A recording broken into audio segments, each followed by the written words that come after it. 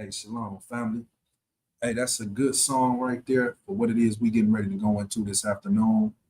Um, I want to give a shout out to the brother Jeremiah Guyang. That's a beautiful song. It's perfect and perfect for what it is. Like I said, that we getting ready to go into.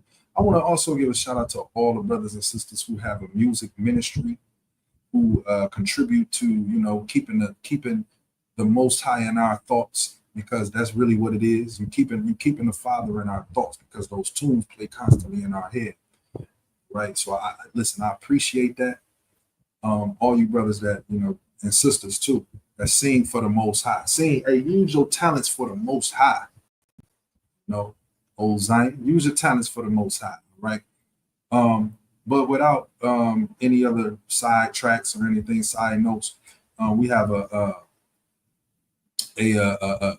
well, I have a broadcast today that I want to bring forth to the world, and it's called "The World is Preparing to Recolonize Africa," right? Because that's what we're seeing. The world is preparing to recolonize Africa, and I have a few videos that I want to play, and I want to give commentary, with those videos. So without any further ado, here's the first video. Like I said, I'll be commentating, I'll be speaking throughout. Thank you, brothers and sisters, for tuning in. But here we go without any further ado.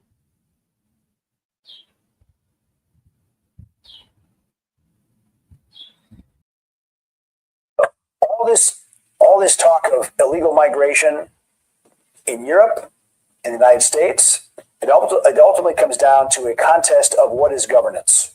Who is governed? Which countries are governed well? And if so many of these countries around the world are incapable of governing themselves, then it's time for us to just put the imperial hat back on to say, we're going to govern those countries if you're incapable of governing yourselves, because enough is enough. We're done being invaded. Because our own national security risk is at stake. Exactly. Interests are at stake. You can say that about pretty much all of Africa. They're incapable of governing themselves. And you hear that? He just said it. He said, hey, listen, we're going to put our imperial hat back on. And y'all saw the definition for imperialism right there. All right. They want to come in, and these people want to come in. Well, this guy, let me tell you who this guy is first. This guy is Eric Prince. Okay, he's the founder of the mercenary group called formerly called Blackwater. I think they're called like Academy now or something like that. But formerly, these people were called Blackwater. These are mercenaries for the United States government. That's who they are. You can look this guy up on your own time. I don't have time to really go into that, but this is who he is. Okay, so this is a paid soldier of the United States. All right. You just had Joe Biden come into the continent the other day. Fell asleep on stage while a presentation was going forth. You can look that up as well. Why is the Western world trying to get into Africa? Right? Why do they keep on trying to come into Africa? Sub-Saharan Africa, to be exact. Because I don't see them going up into Libya. I don't see them going up into Morocco. I don't see them going up into Somalia, Egypt. I don't see that. I see them coming down into sub-Saharan Africa. Why? Why? That's the question I want you to keep in your mind. Benefiting their citizens, because the governments there are all about looting and pillaging and lining their pockets and going shopping in Paris instead of actually. All right, hold on a second. Hold on. People on the left are going to watch this. They're going to say, Now let me say something else as well, because he just pointed the finger at our people. He just said that our people are incapable of governing ourselves.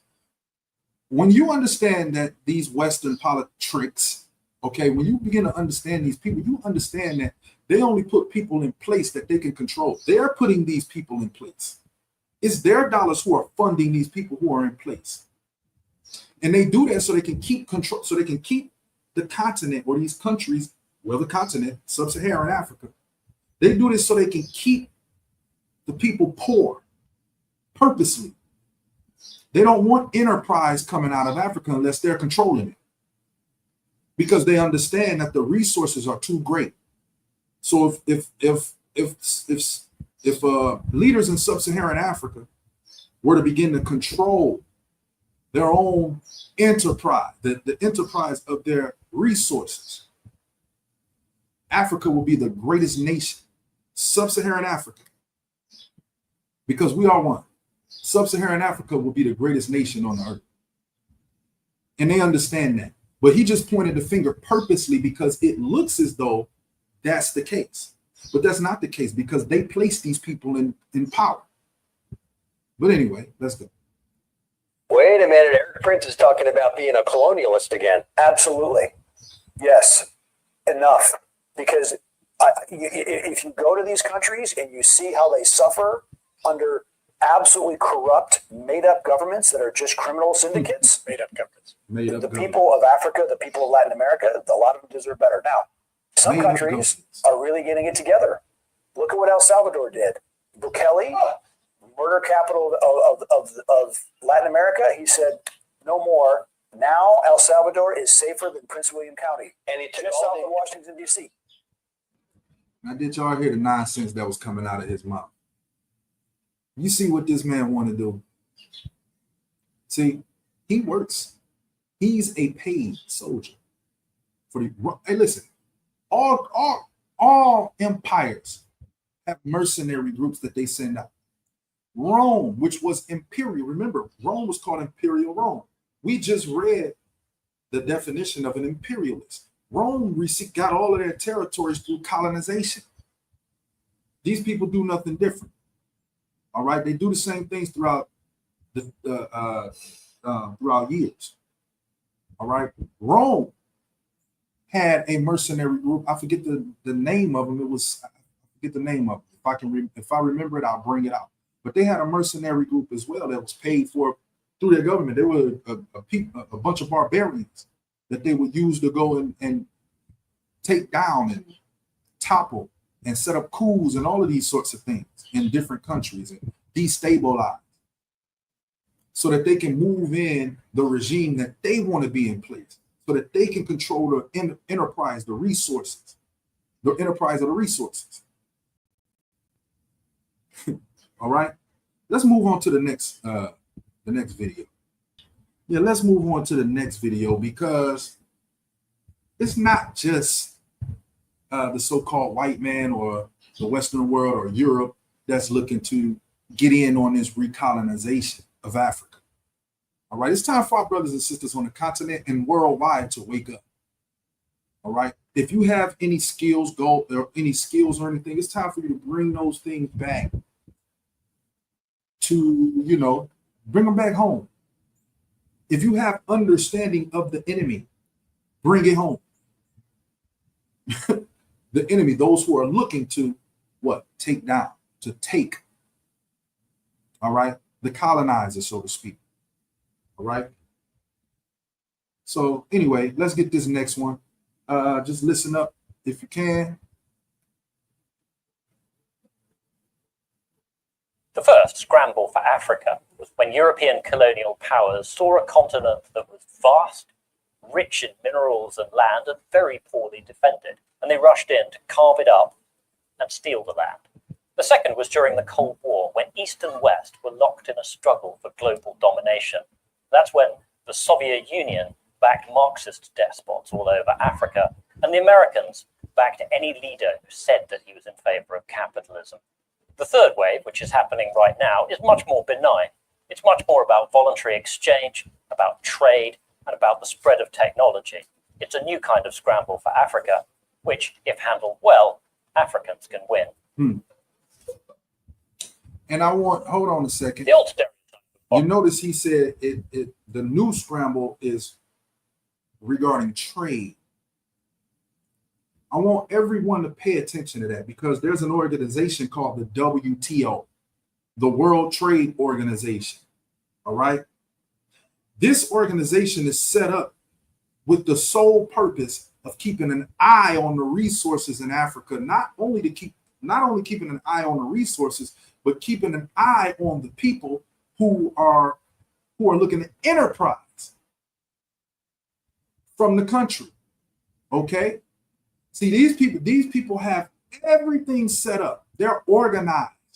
in the attack and the poverty and to keep our people impoverished. They're organized and they're one mind and they're confederate with this particular agenda that they have.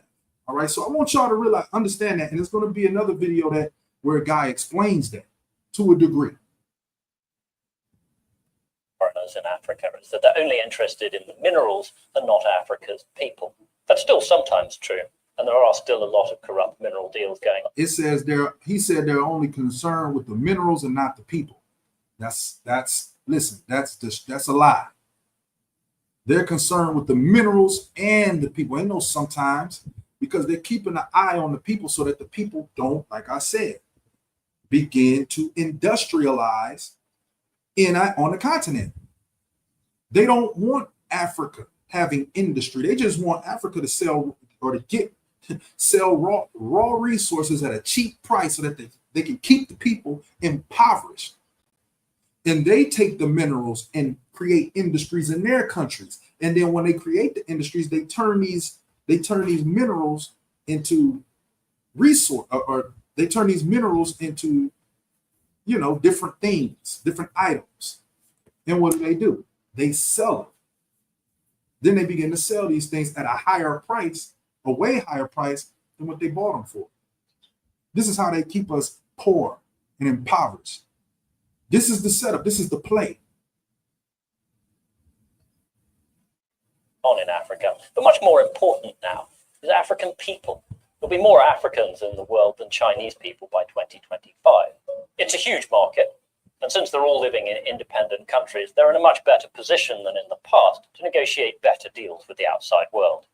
And this has been great for Africans, greater openness. And look how he's trying to make it seem like it's so great how Africans can win. The board is set against Africa. The board is set against sub-Saharan Africa. They don't want you to win. They'll give you a piece of the pie. They'll give some of you a piece of the pie, some of us, but they will not allow us to win. It's about them having a nest egg, so to speak, a nest egg for their children and their children's children. This is why they want to get on the continent. Their lands are corrupt. They're getting ready to go to nuclear war with each other. They have no fish in their seas. Their grounds can produce nothing. And I'm speaking to you as a brother because I am your brother. All right. My people were just shipped off. Our people, some of us, we were just shipped off and broken off from the family tree. But we brothers. And I'm speaking to you from a brother because I know, as a brother, because I know these people. I was raised around. To trade and investment from the outside world is one of the reasons why Africans are 2/5 richer than they were in 2000. Of course, the fact that there are fewer wars and better macroeconomic policies has also helped. There's still a big problem with corruption. Unaccountable leaders in the less transparent African countries cannot. Now you see, they point the finger. They continue to point the finger because that's something that we can see. The things that they do behind closed doors. Like they pay. They have lobbyists and they take their lobbies and they pay. Right? They pay for certain people, puppets, or shall I say, to be placed in position that will vie for their interests. Okay, so these people who are in place, they're corrupt. They're this, they're that. Yeah, they corrupt. You put them there. You put them there. You put them there. You place them there. Your money put those people in place. Often sign deals with outsiders that benefit them personally, but perhaps not their countries so much. The things that Russia's doing in the Central African Republic, where you have private firms protecting diamond mines and the president of that war-torn country, are to many people reminiscent of what happened in the 19th century at the height of imperialism. Which foreigners are moving in? The scale of foreign interest is unprecedented. Between 2010 and 2016, 320 new embassies were opened in Africa, probably the largest embassy building boom. 320 embassies open on the continent of Africa. 320 embassies? Okay. Anywhere, ever. Turkey alone opened 26. Last year, India announced it was going to open 18. Military links are spreading too. China alone has ties Turkey, with 45 India, African Russia, countries. America and France are helping defeat terrorists in the Sahel. Oil-rich Arab nations are setting up military bases in the Gulf. And Russia has military deals with 19 African countries. Wow. African voters and need to insist on more transparency. So now this guy, he's of one of those nations. He's of one of those nations who's moving in, and now he's going to tell Africans how to win. He's going to tell you how to win. When he's looking, himself is looking to, hey, he's one of those people. He's a part of those nations. He's benefiting off of, the imperialist actions of his government. He's benefiting off of it, but he's going to tell you how to win. Go figure. Transparency in the way that these deals are done. The kind of work that Kenyan journalists have done to expose scandals connected to a Chinese railway project is very encouraging. Second, African leaders need to think more strategically. China is one country, Africa's 54. It's going to be much harder for them to drive the right kind of bargains if they let China negotiate with them individually behind closed doors. Even if African unity is a bit of a far-off dream at the moment, at least you can see more regional unity, which would be very useful in negotiating infrastructure projects. Finally, Africans should take what some of their new friends tell them with a pinch of salt. The Chinese government is very keen to tell Africans that democracy is a Western idea and that development needs a firm hand. This may be music to the ears of some of the strongmen on the continent, but African voters should not be fooled by it.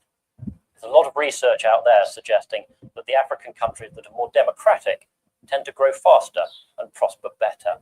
As the population gets more educated and moves into the cities more, we're seeing that they're more critical of governments and giving the ruling party a lower share of the vote. As African politics grows more competitive, voters will have more clout, and they'll be able to insist on a form of globalization that works for Africans and foreigners alike. A form of globalization that works for Africans and foreigners alike. That works for Africans and foreigners alike. They ain't looking for nothing that works for you. Listen, I don't know why our people love to listen to these people. All right, but it's high time. It's high time to come up off of that. For real. Come up off of that, because they ain't got nothing. All right. That's why they looking to take from everyone else. They have nothing. They don't have, and see, the thing is, our people have we've bought into this capitalist mind state. We've bought into it. We bought into this capitalist mind state, thinking that, us getting a couple of dollars is doing something, right? When the real wealth is in the resources, the real wealth is in people, the real wealth is in our God and the spirituality that came from our God that keeps us together, that keeps us one. That's the real wealth. Family. But hey, let's get this next video. China has invested billions of dollars into the continent of Africa to build massive infrastructure projects. Much of this infrastructure is part of China's Belt and Road Initiative, an estimated $1 trillion plan to connect the country to trade routes all over the world. African leaders like Kenya's Uhuru Kenyatta have favorably compared China's investments to earlier projects built by colonial power. All right. Now, the Belt and Road Initiative, okay? The Belt and Road Initiative is basically a commercial lifeline for Europe and Asia. Europe, Asia, and Russia. Okay? That's what the Belt and Road Initiative really is.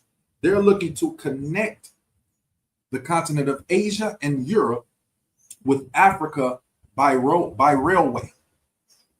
All right, so that they can, and it's pretty much like Africa would be the sub-Saharan Africa. Let's keep it all the way 100. Sub-Saharan Africa would be pretty much the heartbeat of the lifeline.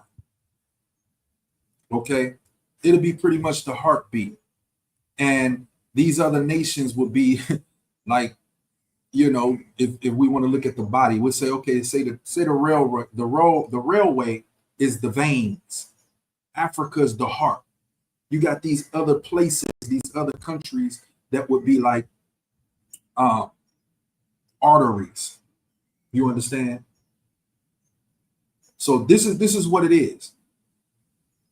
This is what it is. This is what the Belt and Road Initiative is.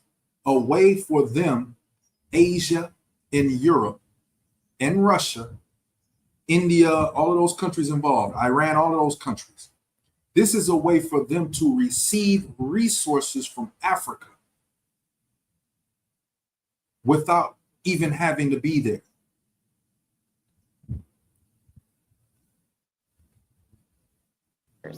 Where the old railway was built by force and violence against the wishes of those whose land is divided, the new railway is built by consent and partnership, both between ourselves and China, and between the governments which will prosper and profit by. But is China's investment in the continent actually a win-win, as some African and Chinese leaders have said? Or just a new form of colonialism on a continent that's experienced so much of it? In this episode, we're examining China's Belt and Road Initiative and what it might mean for Africa.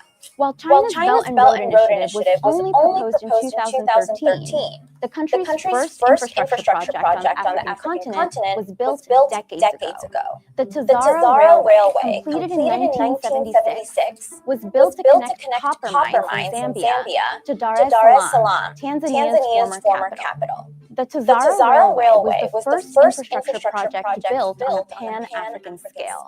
China's Belt and Road projects will be designed with this scale in mind, creating new trade routes within and between African countries. In 2017, a Chinese firm opened a railway network in Kenya, connecting its capital Nairobi to the port city of Mombasa. There are already plans to extend this network into South Sudan, Uganda, Rwanda, and Burundi. China, through its public and private sectors, has already loaned about $132 billion to African countries from 2006 to 2017. Many observers worry that African countries won't be able to pay back these debts, placing them in what's been called a, quote, debt trap. The Jubilee Debt Campaign, which campaigns for poor countries' debts to be canceled, estimates that about 20% of debt held by African governments is owed to China, making it the single largest lending nation. For comparison, 35% of African debt is owed to multilateral global institutions like the World Bank.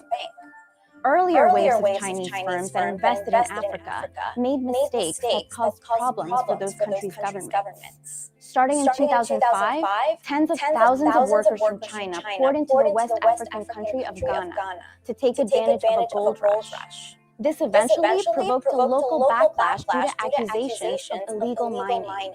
inflaming tensions between Chinese miners and the local government. Many observers have pointed to projects like this as examples of China exploiting Africa for its natural resources through, quote, neo-colonialist behavior.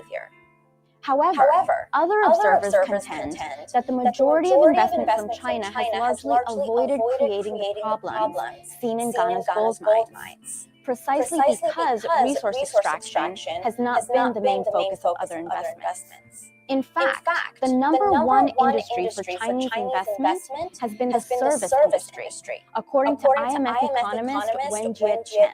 She also points out that the countries where China's investment has been largest include those without abundant natural resources, such as Ethiopia and Kenya, in addition to resource-rich countries like Nigeria. Ultimately, African governments may feel that the risk of accumulating debt is outweighed by the benefits of new infrastructure. The China acting focus of other investments. I rewind that for just for a second. I want you to notice what she said concerning Ethiopia. Just listen up. In fact, the number one industry for Chinese investment has been the service industry, according to IMF economist Wen Jie-chen. She also points out that the countries where China's investment has been largest include those without abundant natural resources, such as Ethiopia and Kenya, in addition to resources. Now you notice, it just said those without abundant natural resources, such as Ethiopia and Kenya. I brought this forth now. Kenya has resources. It has resources. Ethiopia has resources, just not the way that, the other countries. When I say other, I'm speaking concerning Kenya. Other sub-Saharan African countries, they have more resources. Okay. Now Ethiopia is just outside sub-Saharan Africa. Okay. And I'm bringing them forth for a reason, because later on, when all of the videos are done, I'm going to read some scriptures and you're going to understand exactly why I pointed out Ethiopia. Rich countries like Nigeria. Ultimately, African governments may feel that the risk of accumulating debt is outweighed by the benefits of new infrastructure. The China Africa Research Initiative found that roughly 40% of China's loans between 2000 and 2015 went towards paying for energy projects, and another 30% went toward modernizing transportation on the continent. These loans were set at relatively low interest rates, and with longer periods of time to pay them back. The Center for Global Development crunched the numbers on debt to China as a result of the Belt and Road Initiative, and found that 8 of the 71 countries involved in the project were particularly vulnerable to getting caught in a debt trap. Of these 8 countries, only one was in Africa, Djibouti, a port country that's also become a military strategic point for China. The other 7 countries are in Europe and Asia. Nevertheless, China has denied engaging in debt trap diplomacy. 我要强调的是，共建“一带一路”是开放的合作平台，秉持的是共商共建、共享的基本原则，没有地缘政治目的。 In an attempt to strengthen this collaboration, China has also promised to align its goals for the Belt and Road Initiative with the African Union's own development goals of greater interconnectivity on the continent. However, these promises have yet to be outlined.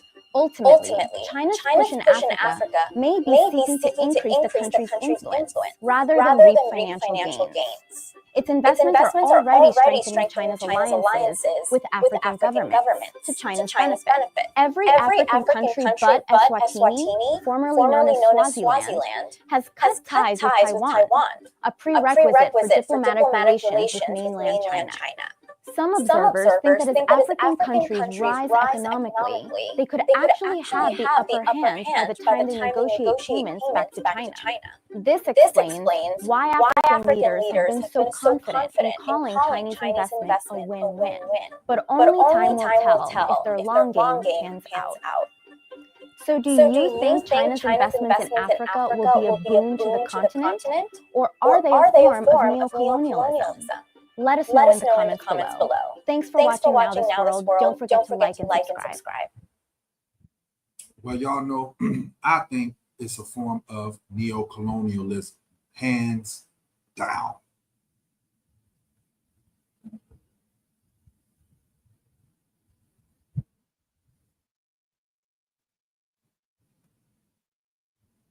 Hands down. No doubt about it. No doubt about it. All right. So now we got China actively looking to place debt burden, or what they call it, a debt trap. They're trying to set these countries in debt traps, even though they come out and say they're not. This is what they're doing. This is what they're doing. Okay. It's as simple as that. One more video. Let's get this last video. And I hope that I'm being heard. And I hope that there's no issue with this video. But one more video. Let's see. One more video. We only got one more to go. And let's do it like this. Change explanation. Let's see. That. On there. And let's take. Now check this one out.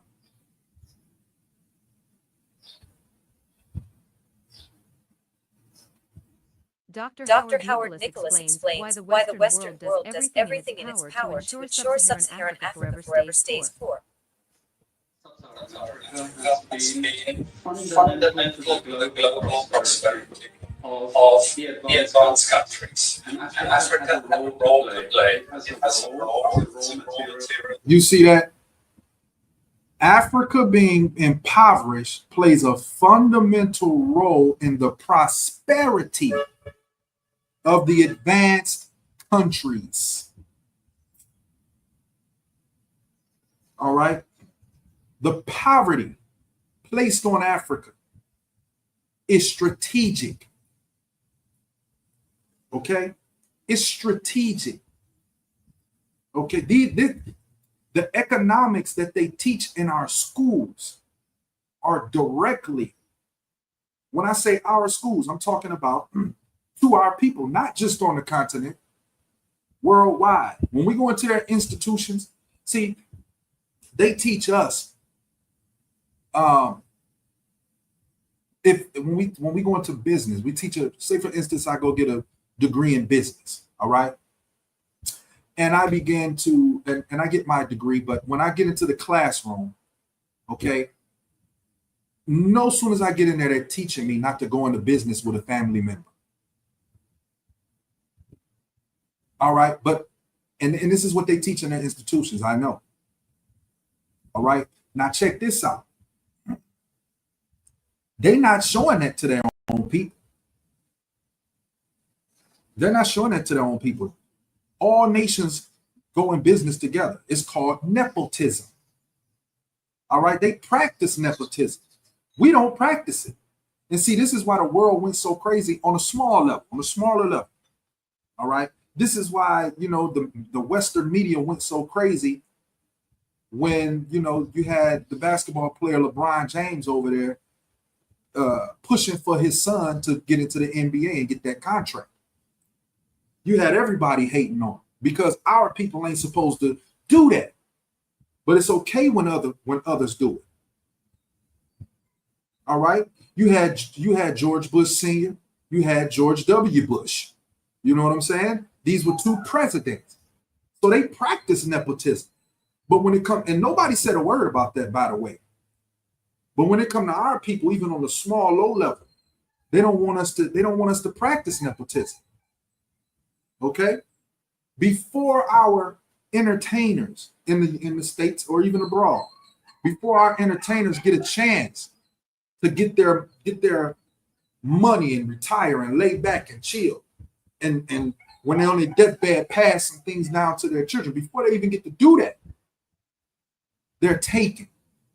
And someone figures out a way to take their estate from their children. All right? So this is practice. All right, all over. It's not just on the continent. It's all over when it comes to our people. But on the continent, to a greater degree. To a greater degree. And the World Trade Organization is the one spearheading it. You're gonna see. Watch. Producer. We will not allow Sub-Saharan Africa to escape that. Okay, we do everything to keep Sub-Saharan Africa where it is, also impoverished. It's absolutely vital for the prosperity of everyone. So let's get clear about that. Okay, and this means all the economic structures. And see, what he just said gave me a thought. Let me read something. All right, because, you know, I deal with the Bible. I read y'all some scriptures earlier, but what he just said, he said it's absolutely vital for everyone else that Africa stays low. All right? Understand, when he's speaking about Africa, sub-Saharan Africa, and he's speaking about the people. He don't want the people to realize, they don't want the people to realize what they have under their feet. Okay? This is what it is. Because through our fall, let me get what Paul said in Romans 11 real fast. Romans 11. Let me get it real quick. Romans 11 and 11. This is Paul speaking concerning his people. I say then, have they stumbled that they should fall? God forbid. But rather through their fall, salvation has come unto the Gentiles to provoke them to jealousy. Listen to the 12th verse. Now, if the fall of them be the riches of the world. So as long as we stay low, the world stays rich. As long as our people are low and impoverished, the world is rich. All right. Now, if the fall of them be the riches of the world and the diminishing of them, the riches of the Gentiles, how much more their fullness? So how much more our fullness when we realize, wake up and realize who we are, what we have, who our God is, what we walked away from. How much more our fullness? We can't continue to allow those who have colonized us and taken from us and killed our families, separated our bloodlines, taken us in captivity all over the earth. We can't continue to allow these people to teach us. An enemy will never teach you how to come out of your condition. No enemy will teach you how to come out of your condition. It's against their best interests.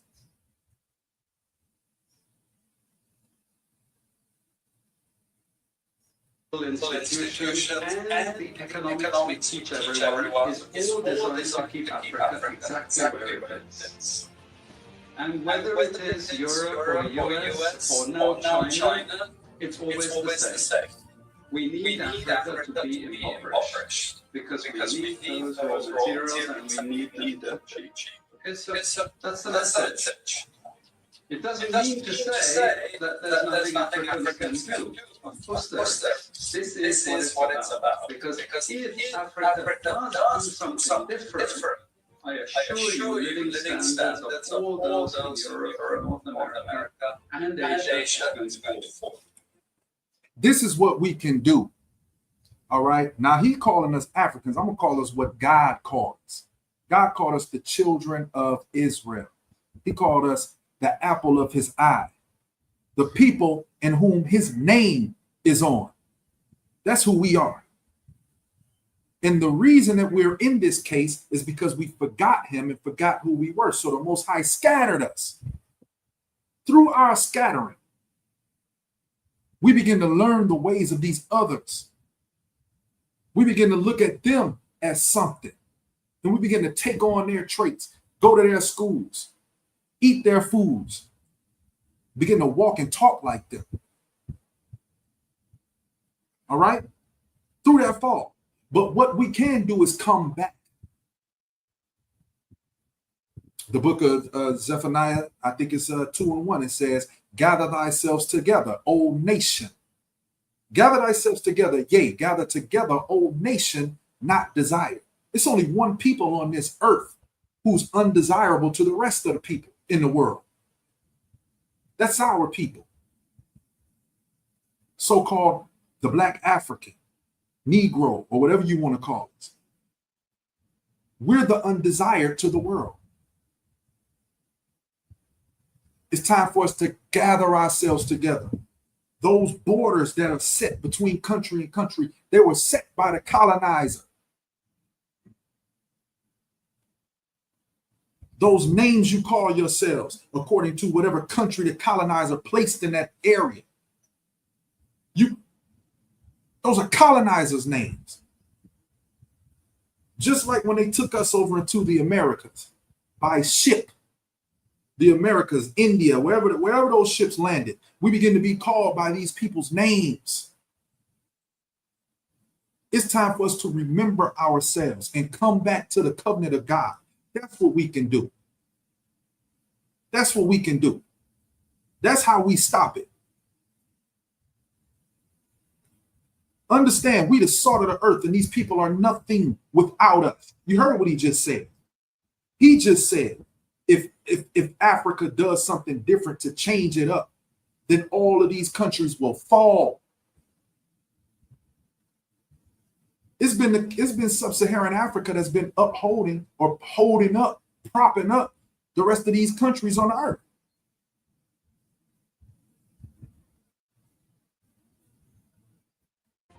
Okay, and that is a big price to pay.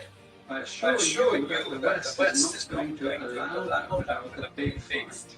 Okay, so the job of and that's what I want to talk about too. The West is not going to allow that without a big fight. That's the truth. And that big fight is called Armageddon. That big fight is called Armageddon. You're going to understand what I'm talking about in a second. Is to convince Africans they have to keep doing what they're doing. Okay?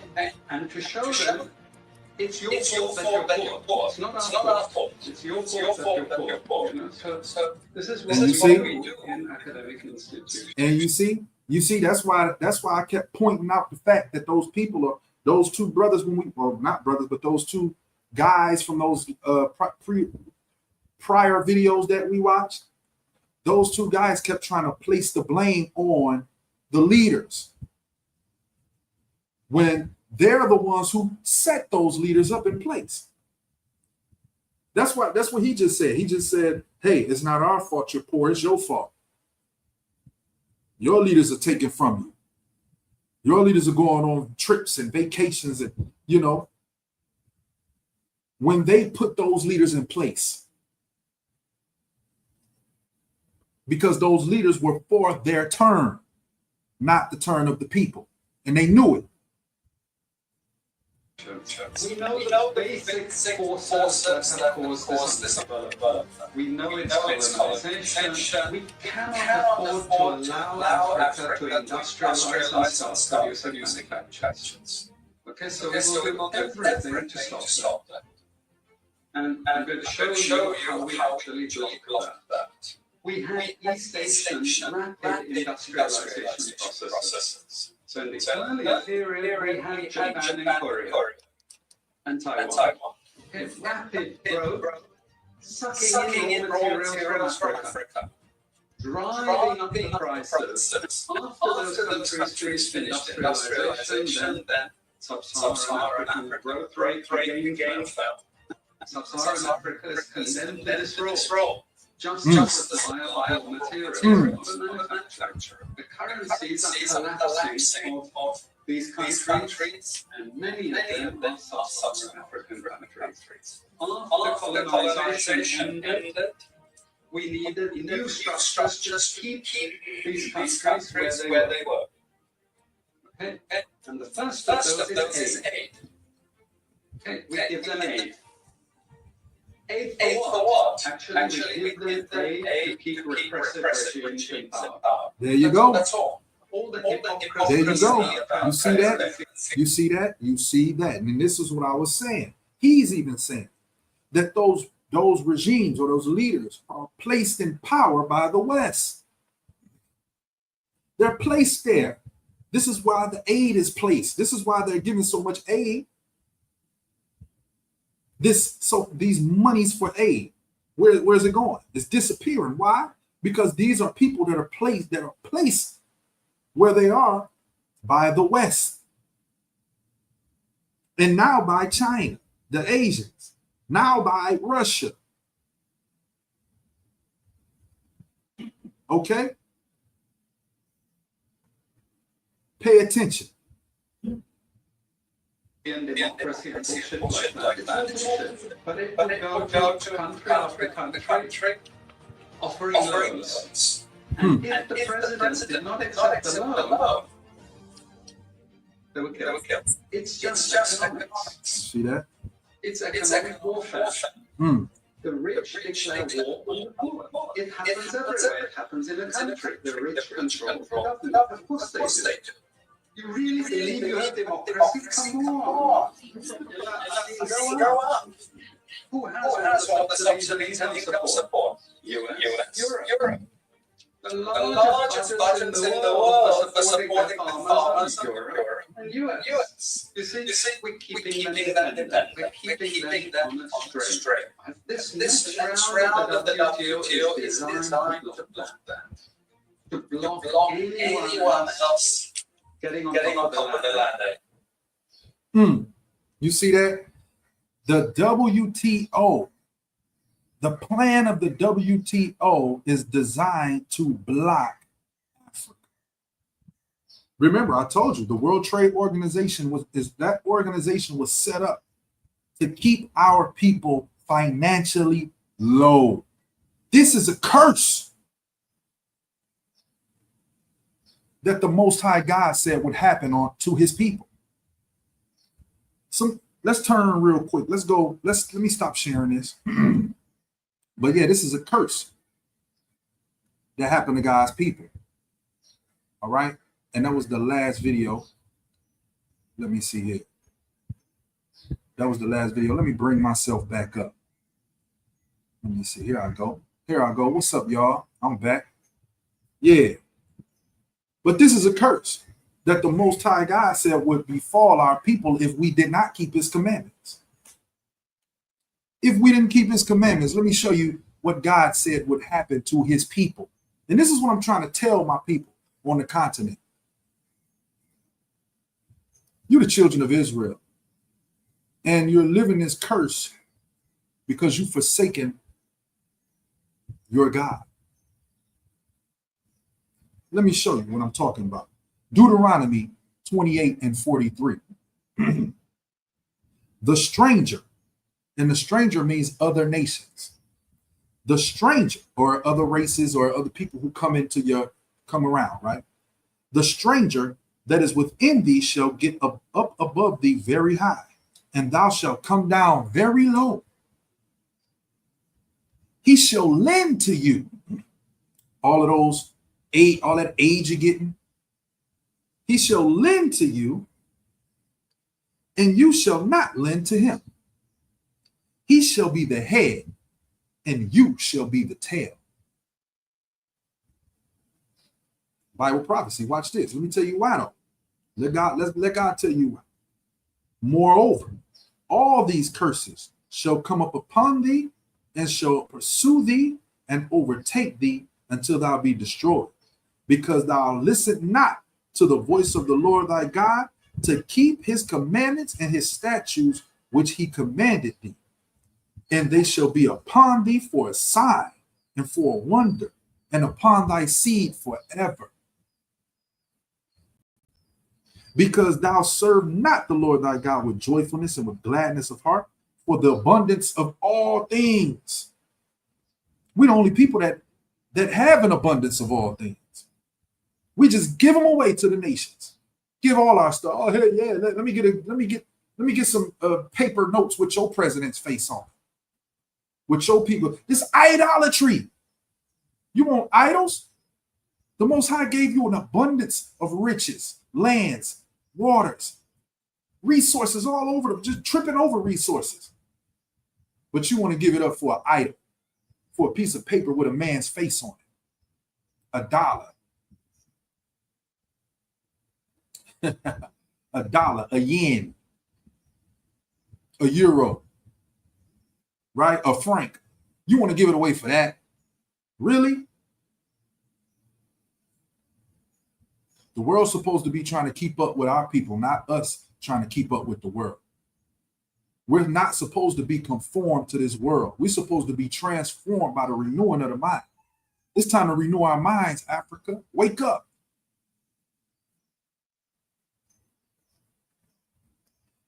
Uh, 48.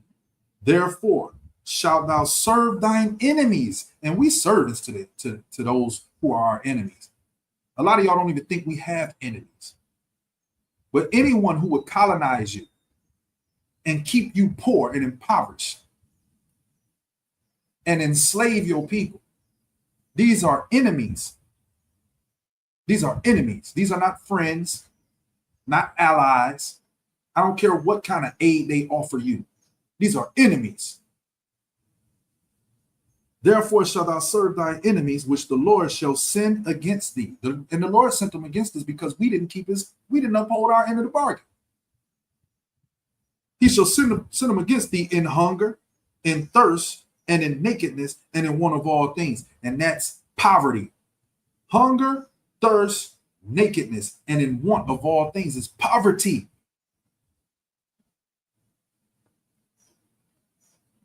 And he shall put a yoke of iron upon thy neck until he have destroyed thee. And we have yokes of iron upon our necks. Those of us who went into the transatlantic or the sub-Saharan or the East Indian slave trade. We had yokes of iron upon our necks. Some of you here or on the African continent, some of you also who were colonized had yokes of iron on your necks as well.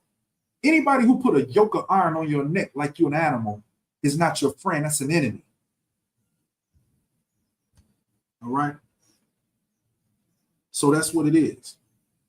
All right. So that's what it is. I wanted y'all to get that. You know, Deuteronomy 28 right there, you know. That's what it is, man. These people, they're looking to recolonize the continent of Africa. They're looking to keep our people destroyed. And I'm going to show you something too. Let me show you Armageddon real quick. Let's go to Ezekiel 38. Let me read Ezekiel 38 and 1. All right.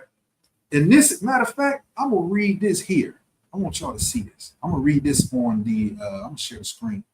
I'm going to read it from the Eastern Text Bible. All right. The Lambda Bible. All right. Yeah. Can y'all see that right there? Let me see if y'all can see that. Yeah, y'all can see it. All right. Hopefully this broadcast is going smooth too. If not, I just have to fix some things. But you see this here? This is the Lambda Bible. Let me go and scroll up so you can, let me show you what it is. Look at this. Dr. George Lambda Bible, the Aramaic Eastern translation. All right. So this is Ezekiel, the 38th chapter.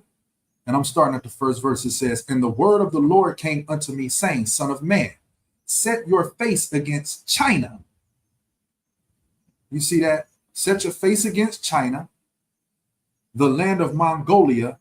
Now, I'm not sure about the Mongolia, but anyway, set your face against China. And the King James, it says, set your face against God. All right. The chief prince of Meshech and Tubal, and prophesy against him and say, thus saith the Most High, behold, I am against you, O China, the chief prince of Meshech and Tubal. All right. So I just wanted y'all to see that part right there. Let me stop sharing. So you can see that that's Ezekiel 38 right there is talking about China. So the Eastern text says. All right. But let's go here. Let's go to the King James. And I want to get this out of the KJV. But anyway, Ezekiel 38:1, it says, and the word of the Lord came unto me, saying, Son of man, set thy face against God, the land of Magog, the chief prince of Meshech and Tubal, and prophesy against him, and say, Thus saith the Most High, Behold, I am against thee, O God, the chief prince of Meshech and Tubal, and I will turn thee back and put hooks into thy jaws, and I will bring thee forth in all thine army, horses and horsemen, all of them clothed in all sorts of armor, even a great company with bucklers and shields, all of them handling the sword. Persia, Iran, and Ethiopia. Remember I said Ethiopia. I stopped the video because Ethiopia is one of those countries right outside of sub-Saharan Africa who's inhabited by the children of Ham, not the children of Shem. So these aren't Israelites. The majority of them, those who run things up there, okay? But our people, some of our people are scattered there, all right? So Ethiopia coming too. Persia, Ethiopia, and Libya. Libya is another country in North Africa. See, remember, I kept specifying sub-Saharan Africa, all right? And Libya are the people of Put, all right? These are Hamitic people, all right? Now, their countries, this country particular, Libya, was ran down by Arabs, just like Ethiopia, or Egypt, sorry. Okay? But these are Hamitic lands, all right? And these people are coming to recolonize. Let me show you. Persia, I'm at the 5th verse. Persia, Ethiopia, and Libya, with them, all of them with shields and helmets. So they're coming with armies. Gomer and all his bands, the house of Togarmah of the north quarters and all his bands, and many people with thee. 7, be thou prepared, and prepare for thyself, thou and all thy company that are assembled unto thee, and be thou a guard unto them. After many days, thou shalt be visited in the latter days, right? Latter days, the last days, all right? In the latter days, thou shalt come into the land that is brought back from the sword. So the Most High is bringing his people back. He's beginning to replenish his people, right? His people are beginning to get understanding concerning who they are. They're starting to become or gather themselves together. They're looking to do that. All right. So it says, after many days, thou shalt be visited, 8th verse.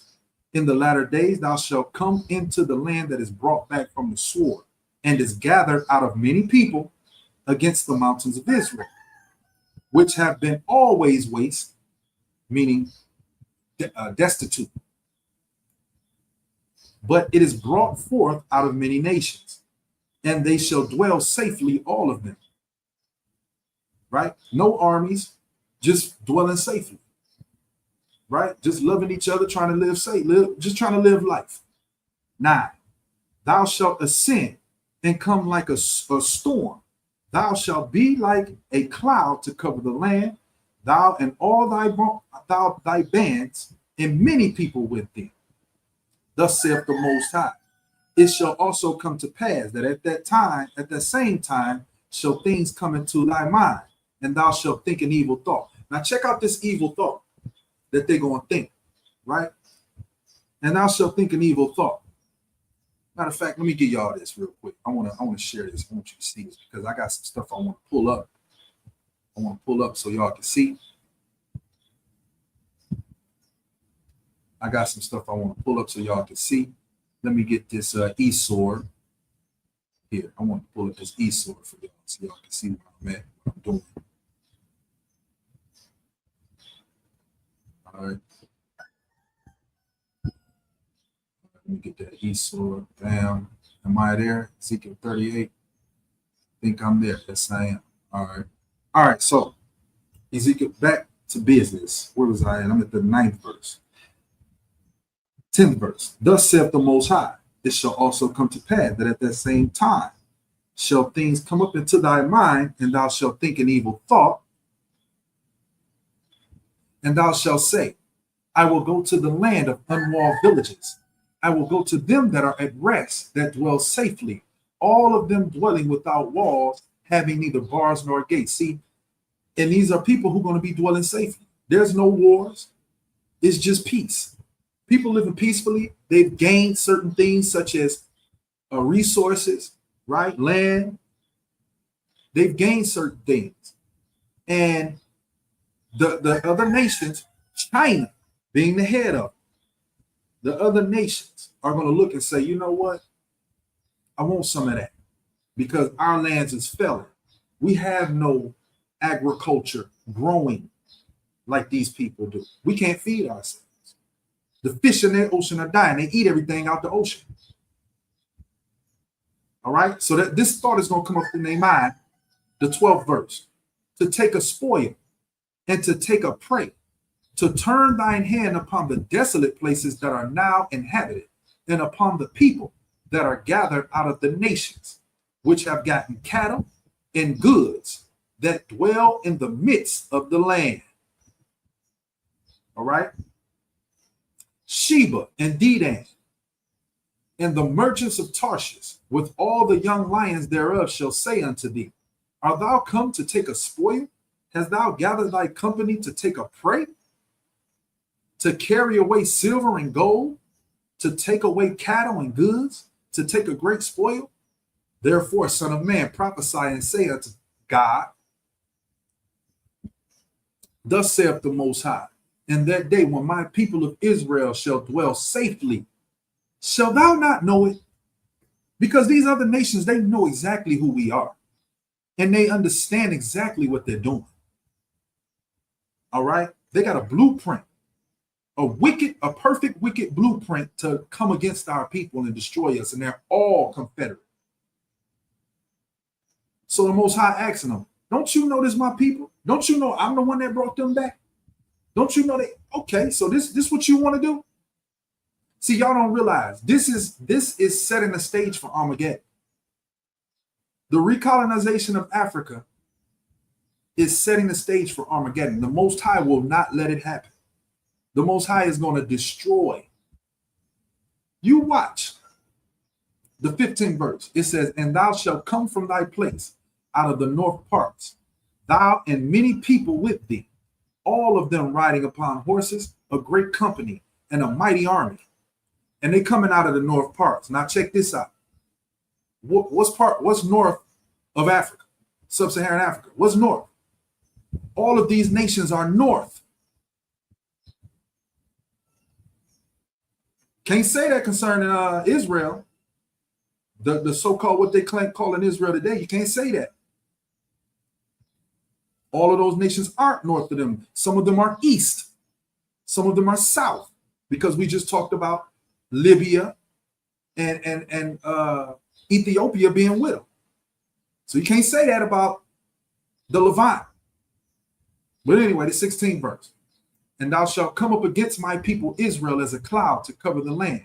It shall be in the latter days. It's going to be in the last days. And I will bring thee against my land, that the heathen, hold on, let me see. I might have skipped some.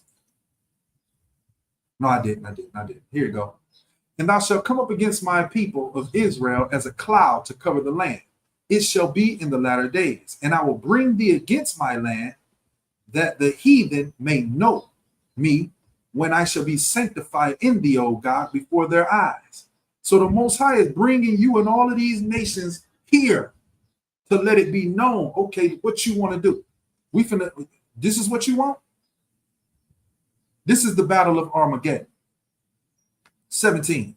Thus saith the Most High, art thou he of whom I have spoken in old time by my servants, the prophets of Israel, which prophesy in those days, many years, that I will bring thee against them? Oh, yeah. Oh, yeah. Yeah. Because you know why? They drunk. Right? These people are drunk. They're delusional. And it's Japheth. These are Japhites, the sons of Japheth. Let me show you something about Japheth real quick, because it was a prophecy that Moses, let me go to Genesis 9 and 27, I think. Here it is. It said, God shall enlarge Japheth, and he shall dwell in the tents of Shem, and Canaan shall be his servant. Now check this out. Enlarge, what does that mean? Right? Because everybody think that Japheth gonna be, oh, let's talk about Chinese, it's gonna be a lot of people. Let's see what that enlarge means. Right? Enlarge. A primitive root to open, to make roomy, right? To delude, to allure, to deceive, to enlarge, entice, flatter, persuade, a silly one. Okay? So when it says God shall enlarge Japheth, God shall allure Japheth or entice Japheth to do what? To dwell in the tents of Shem. To dwell in the tents of Shem. So he looking to get Shem's land, inheritance. He's deluded. He's enticed. He think he can do it. He's seen America do it, Europe do it. So he think he can do it. But oh no, the Most High going to destroy you. The Most High is going to destroy you. Right? Now, where are we? All right. We're at the 17th verse. Thus, Ezekiel 38:17. Thus saith the Most High, art thou he of whom I have spoken in old times by my servant the prophets of Israel, which prophesy in those days many years, that I will bring thee against them? And it shall come to pass at that time, when God shall come against the land of Israel, saith the Most High, that my fury shall come up in my face. So this is when the Most High he's going to totally get angry. All the nations are going to look to come and take resources, a spoil, a great spoil. Again, they're going to look to come and do this. And see, they're going to do this under Japheth, China. Don't you see China, the forerunners, right now? All right. And it shall come to pass at that same time, when God shall come against the land of Israel, saith the Most High, that my fury shall come up in my face. 19. For in my jealousy and in the fire of my wrath have I spoken. Surely in that day there shall be a great shaking in the land of Israel, so that the fishes of the sea and the fowls of heaven and the beasts of the field and all creeping things that creep upon the earth and all the men that are upon the face of the earth shall shake at my presence. And the mountains shall be thrown down, and the steep places shall fall, and every wall shall fall to the ground. And I will call for a sword against him throughout all my mountains, saith the Most High. Every man's sword shall be against his brother, and I will plead against him with the pestilence and blood, and I will rain upon him and upon his bands and upon many people that are with him an overflowing rain, a great hailstone, fire and brimstone. Thus will I magnify myself and sanctify myself, and I will be known in the eyes of many nations, and they shall know that I am the Most High. And that's what's going to happen to these nations out here. That's what's going to happen to these nations out here who think they could just be little God's people, take, land and resources, and, they think we don't have, any might. Our might is in us coming together. All right. Gather thyself together. Yea, gather together, O nation, not the Zion. That's Zephaniah chapter 2 and verse 1. We are the children of God. And it's time for us to wake up. It's high time for us to wake up. All right. Because what these people are looking to do, they're coming in here with a smile. They're coming in here with smiles and handshakes. But what they're looking to do is dangerous to our whole being. Okay. And there's so many different things we can go into right now, but I'm going to conclude it with that. And I'm going to leave out with this here. All right. So I just want to tell y'all, brothers and sisters, shalom, and I'll catch y'all on the next one. All right, peace.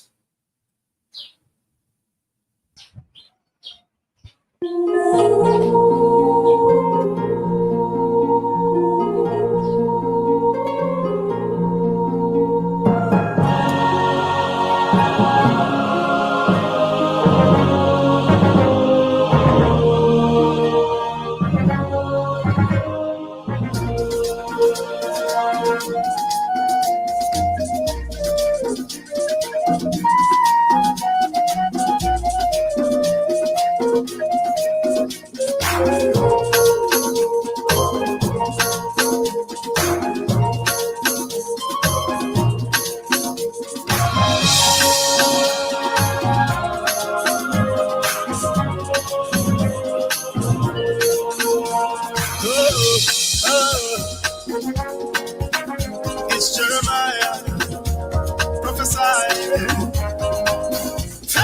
Let my people go.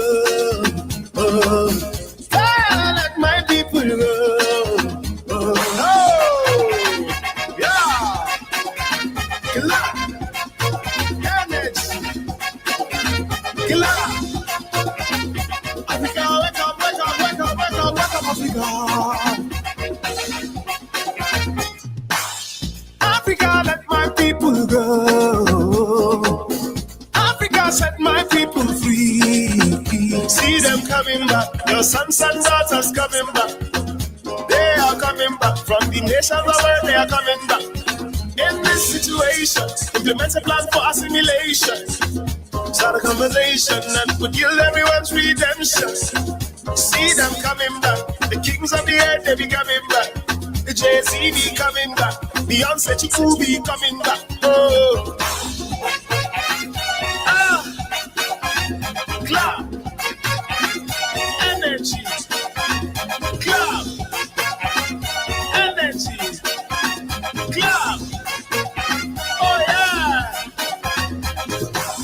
America, let my people go. Europea, let my people go. See we coming back. From the ancient tombs, we are coming back. We are coming back. From the valley of the dry bones, coming back. We are coming back. From the lands of slavery, coming back. On this one occasion, a higher will show us mercy. From desolation, destruction and dejection. See me coming back into the hands of the Most High, coming back. See them coming back. The kings of the earth be coming back. See them coming back. Luciano coming back. Oh, see them coming back. Morgan Heritage coming back. Oh, see them coming back. The Lord and Haiti coming back. Hey. I see I let my people go. Australia, let my people go. Andaman Islands, if you pay, they will show you Jarawa. They will show you Jarawa. Africa, come. Africa, come. Africa, come. Israel, wake up, wake up, wake up, wake up. Israel, wake up, wake up, wake up, wake up, wake up, Israel. I see them coming back. Next Alice coming back. I see them coming back. Bob Marley coming back. I see them coming back. Chris Rock, my brother, coming back. John Kashindi coming back. Teresa Kempi coming back. Oh, come and get this water. Woo. Come and get this mercy. Israel, wake up, wake up, wake up. The King is coming back. Judah, wake up, wake up, wake up. Your lion is coming back. Amalekite soldiers, slaying sons of Jacob. Amalekite soldiers, waging war on Zion. Amalekite soldiers, singing Maranatha. Amalekite soldiers, waiting for your Shire. Oh, see him coming back. Riding on the cloud, I'm coming back. Oh, see him coming back. The Lion of Judah coming back. Oh, see him coming back. The King of Israel coming back. Oh, see him coming back. The King of creation coming back. Oh, see him coming back. The Shire coming back. Oh, see him coming back. Savior coming back. Oh, see him coming back.